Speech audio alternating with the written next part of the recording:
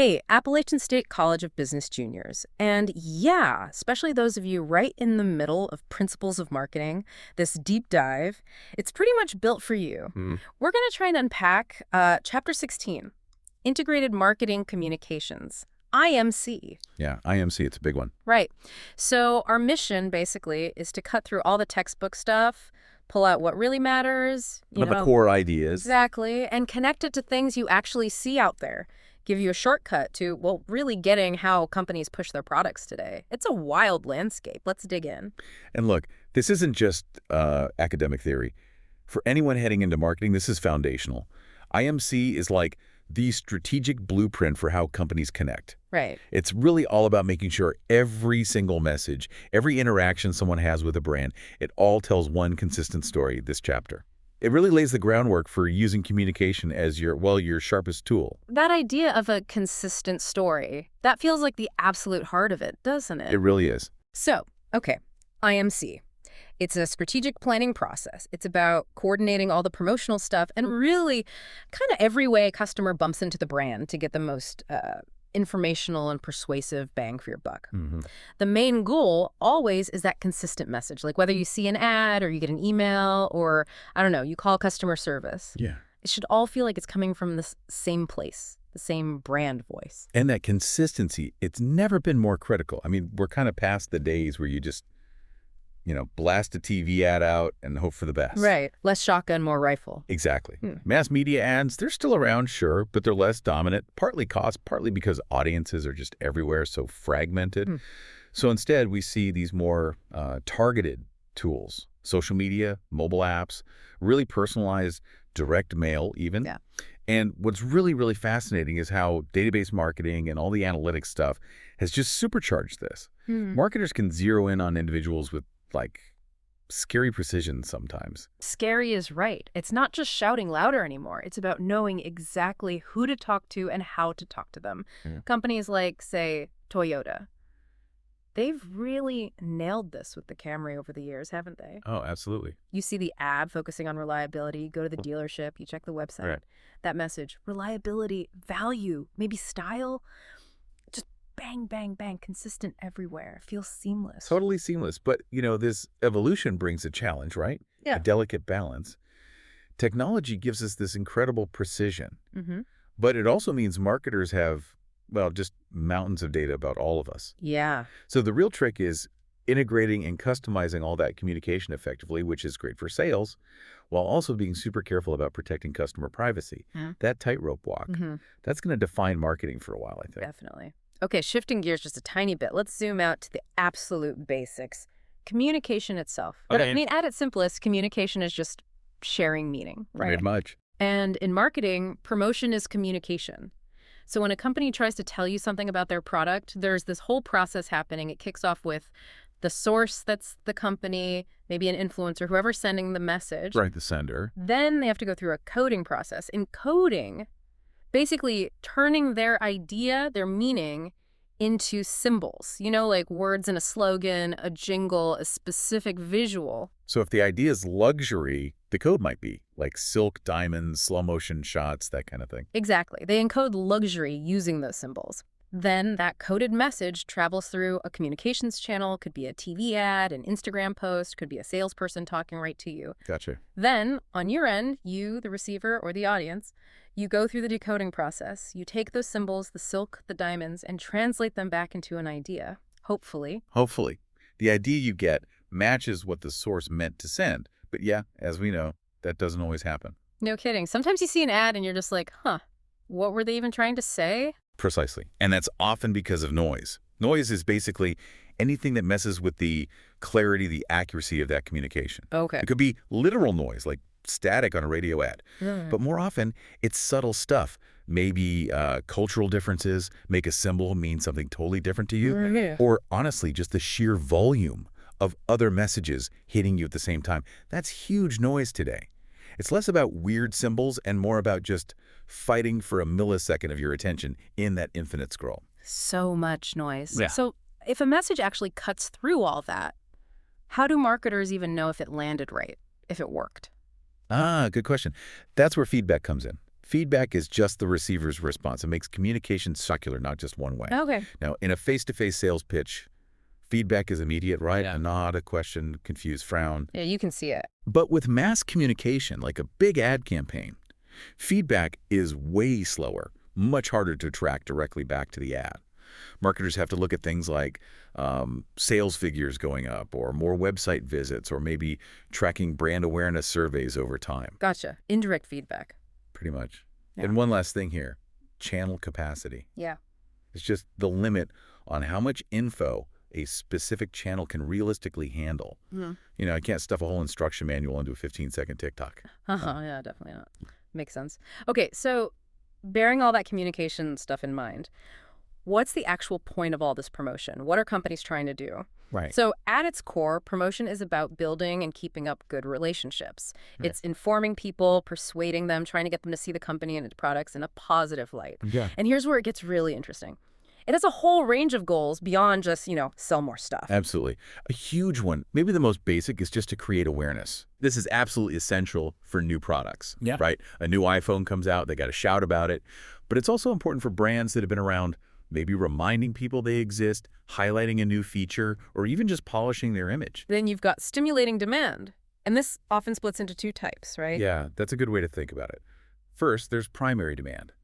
This is about getting people interested in the whole product category. Mm-hmm. Think way back to the first electric cars.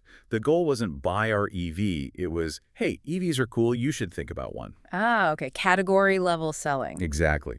Often uses what they call new introductory promotion. Mm-hmm. Then, once the category is established, the focus shifts to selective demand. That's brand specific. Right.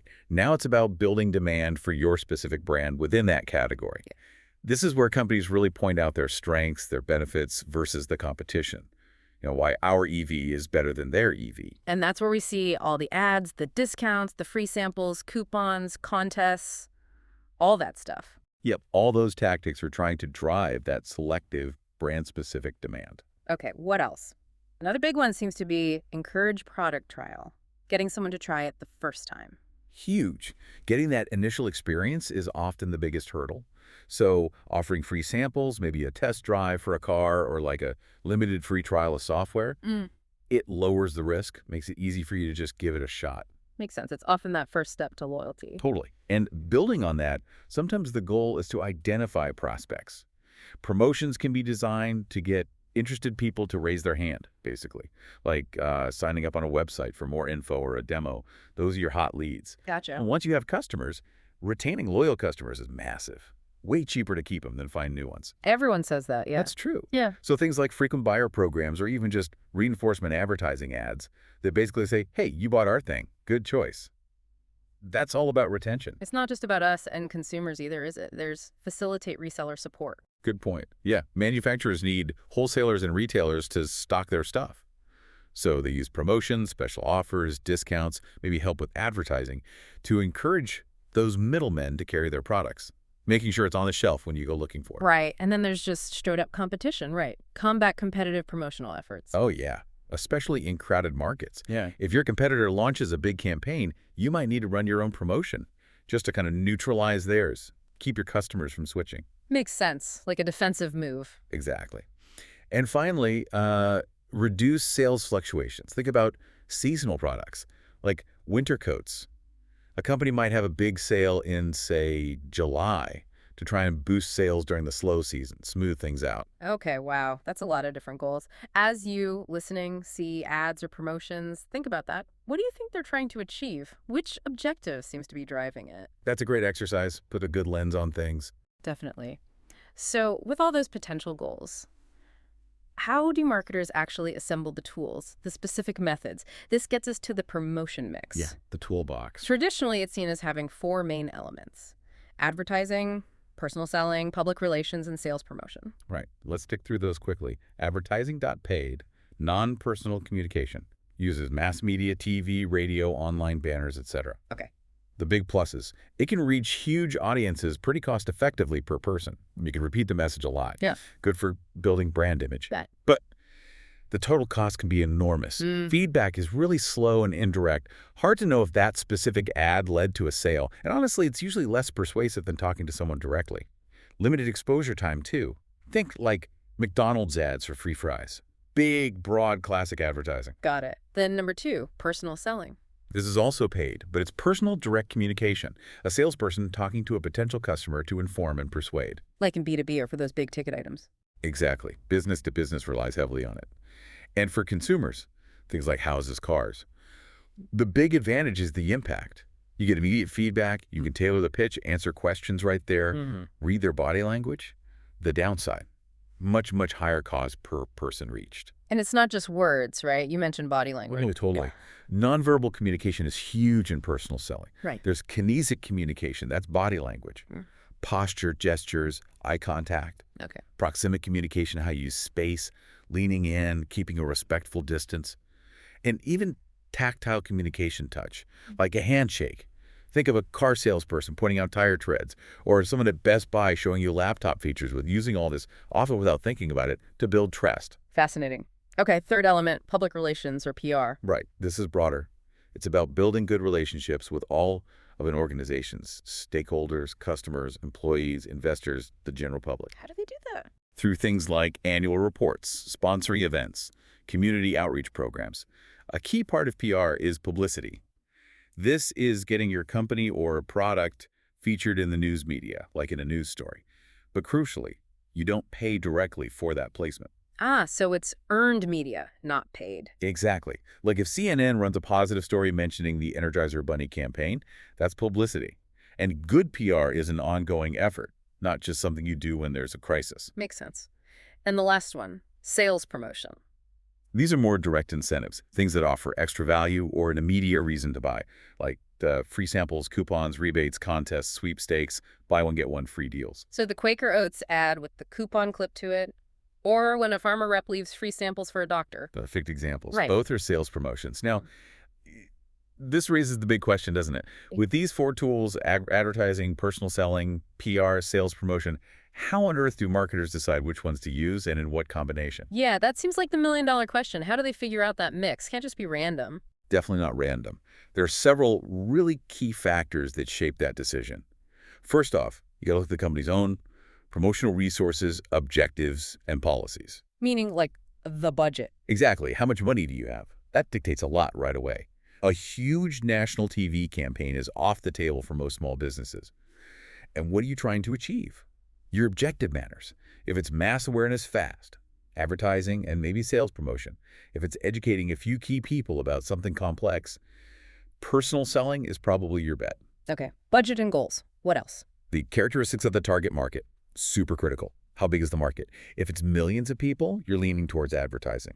If it's a small niche group, personal selling might be more efficient. And where they are. Yep, geographic distribution. Scattered everywhere. Probably need mass media. Concentrated in one region. Maybe personal selling is viable. And of course, demographics, age, income, education level, all that affects the message and the method. You wouldn't promote kids' cereal the same way you promote like financial planning services, right? Definitely not. Okay, so resources, goals, target market. Sure. What about the product itself? Yeah, the characteristic of the product matter a lot.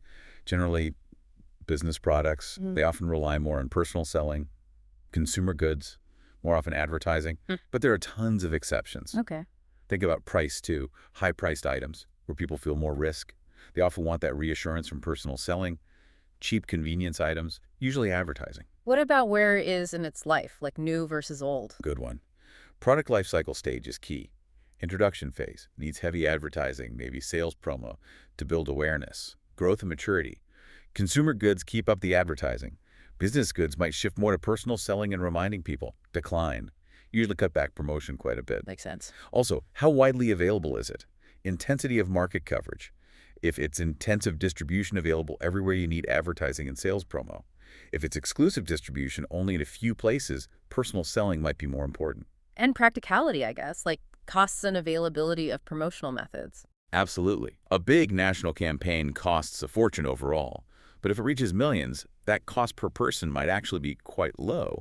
But you also have to ask, is there even an effective way, like a specific magazine or website, to reach your particular target audience?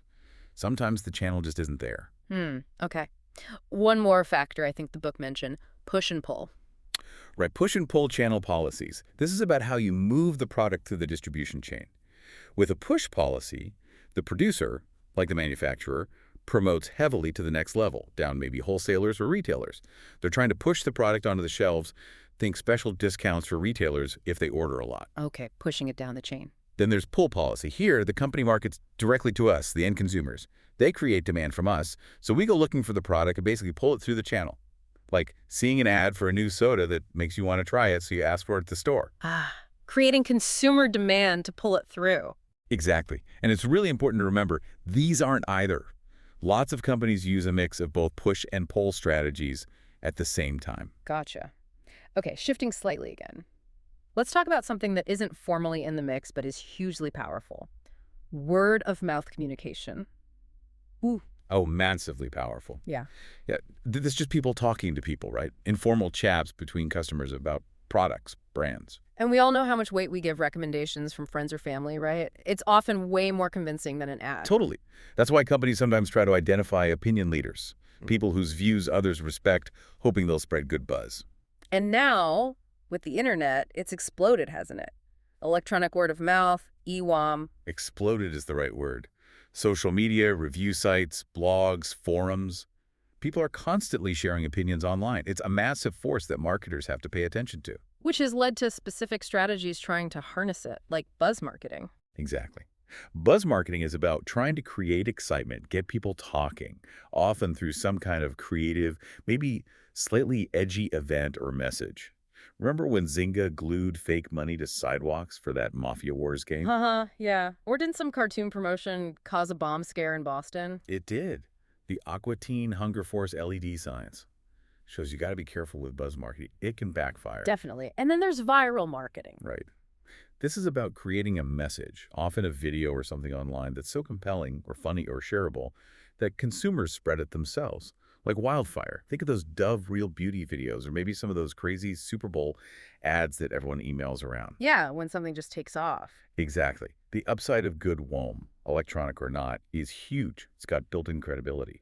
But the flip side is negative WOM, especially online, can spread just as fast and be really damaging. But, some businesses, like Frank Pepe's Pizzeria, famous place, they kind of master this by just having an amazing product and experience. People want to talk about it. Yeah. And when they give away free pizza before opening a new location, that's smart sales promotion, generating incredible goodwill, and, you guessed it, word-of-mouth buzz. They really nail the whole mix. It really shows how a great product can be the best promotion sometimes. Okay, one more specific tactic. Product placement. Ah, yes. Seeing brands pop up in movies and TV shows. Right. Strategically placing products or promotions right inside entertainment content. It works because, well, we're watching anyway. We're maybe less defensive than during a commercial break. Yeah, that's the strength. It can feel more organic, less likely to get skipped with a DVR, and it works across TV, movies, video games, music videos. But there are downsides too, right? Oh, yeah. It can be really expensive. If the placement isn't obvious, people might miss it entirely. Or if it feels too forced, it can actually annoy people. Plus, there can be creative clashes between the brand and the show's producers. And regulation is getting tighter in some places. And now with streaming like Netflix and Hulu, It's evolving fast. The potential to use viewing data to make placements super targeted, like showing you a specific brand based on other stuff you watch, that's where it's heading. Kind of fascinating, kind of creepy. yeah, a bit of both. Okay, finally, we really need to touch on the criticisms and defenses of promotion, because marketing, and promotion specifically, gets a lot of flack sometimes. It does. And it's important to understand both sides of these arguments, especially if you're going into the field. These are ongoing debates. So let's just lay them out. First big one. Is promotion deceptive? Well, the criticism is that it often is, yeah. That it misleads people. The defense, while sure some promotion is deceptive and there are laws and regulations against it, most isn't, most marketers know trust is crucial. They try to be truthful within the bounds of persuasion. Okay. Next, does promotion increase prices? Critics say yes, obviously. All that advertising costs money gets added to the price. That's the argument. But the defense is that effective promotion can increase demand so much that companies achieve economies of scale. Producing more actually costs less per item. So promotion could lead to lower prices. Plus, it fuels price competition, which also helps consumers. Interesting counterpoint. What about, does promotion create needs? That people are manipulated into wanting stuff they don't really need? Yeah, that's a classic criticism. Marketers, however, tend to argue they don't create needs. Needs like belonging or status or convenience are already there. Promotion just taps into those existing needs and suggests their product is a way to satisfy them. It channels desires rather than inventing them. Okay. And the materialism angle. Does promotion encourage materialism, making society too focused on possessions? Big philosophical debate. The defense here is often that values like materialism come from family, culture, society itself, not just from ads. Promotion might reflect those values, but it doesn't necessarily instill them in the first place. Right. Then, just generally, does promotion help customers without costing too much? Is it worth it for us? Critics question the overall value. Defenders say absolutely it helps. It informs you about products, features, benefits, prices, where to find them. That saves you time and effort. And promotion also funds media and plays a role in public service announcements about health or social issues. Okay. Last one, and it's a tough one. Should potentially harmful products be promoted? Things like tobacco, maybe gambling, high-fat foods. It's super tricky. This pits legality against ethics. One side says if it's legal to sell, it should be legal to promote, maybe with warnings. The other side argues that promoting something known to be harmful is unethical, regardless of legality. There's no easy answer there. It often comes down to societal values and regulation. Wow. Definitely a lot to think about there. Critical thinking is key. Absolutely. Okay, so we have covered a ton of ground in this deep dive. Wow. We started with IMC, integrated marketing communications, that whole idea of coordinating everything for one consistent message. The big picture strategy. Then we unpacked the communication process itself: source, encoding, channel decoding, noise, feedback, all that. The mechanics of getting a message across. We dove into all those different objectives of promotion, way beyond just selling: awareness, demand, trial, retention. Why companies promote in the first place. Then the promotion mix tools: advertising, personal selling, PR, sales promotion, and all the factors that influence how you choose your mix budget, target market, product, life cycle. Putting the toolbox together. We talked about the massive power of word of mouth, both traditional and electronic, and strategies like buzz and viral marketing. Touched on product placement. The informal and integrated methods. And finally, we wrestled with those ethical debates and criticisms surrounding promotion. Hopefully this gives you, especially you App State marketing students, a really solid handle on Chapter 16. Yeah, hopefully. And maybe one final thought. If we connect this to the bigger picture for you personally, think about applying these IMC principles to your own personal brand. Oh, interesting. Seriously. As you get ready for internships, job interviews, think about consistency. Does your resume tell the same story as your LinkedIn profile? Does your handshake, tactile communication, convey confidence? Does how you talk about your skills align with what's on paper? Your personal IMC campaign. Exactly. Every interaction sends a message. Make sure it's a consistent, compelling one about who you are and the value you bring. Your campaign starts now. That is a fantastic way to think about it. Brilliant. So keep exploring, keep noticing how these principles play out all around you. You'll start seeing IMC everywhere now.